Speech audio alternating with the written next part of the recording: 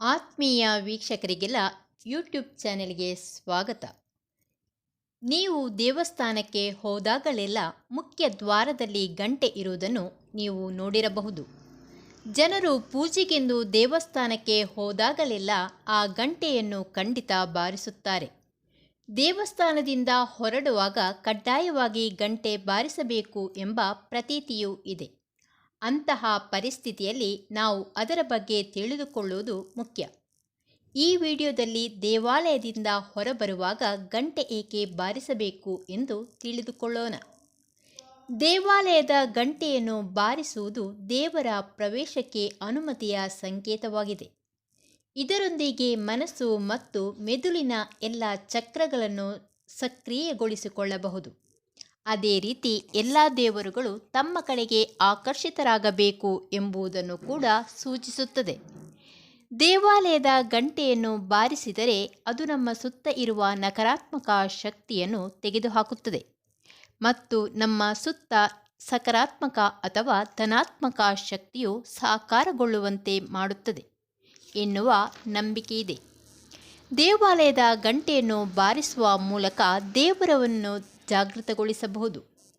ಗಂಟೆ ಬಾರಿಸುವಾಗ ದೇವತೆಗಳು ಸಂತುಷ್ಟರಾಗುತ್ತಾರೆ ಎಂದು ಹೇಳಲಾಗುವುದು. ನಾವು ದೇವರಿಗೆ ನೀಡುವ ಪೂಜೆಯಲ್ಲಿ ಅವರನ್ನು ಜಾಗೃತಗೊಳಿಸಲು ಗಂಟೆಯನ್ನು ಬಾರಿಸಬೇಕೆನ್ನುವ ನಿಯಮವಿದೆ.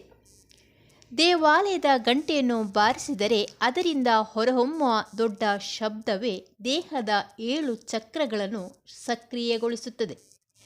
ದೇಹದ ಸಪ್ತ ಚಕ್ರಗಳು ಜಾಗೃತಗೊಂಡಾಗ ಮನಸ್ಸು ದೇವರ ಮೇಲೆ ಕೇಂದ್ರೀಕೃತವಾಗುತ್ತದೆ. ಇದು ನಮಗೆ ನಾವು ನೆರವೇರಿಸುವ ಪೂಜೆಯ ಪೂರ್ಣ ಫಲವನ್ನು ನಮಗೆ ನೀಡುತ್ತದೆ.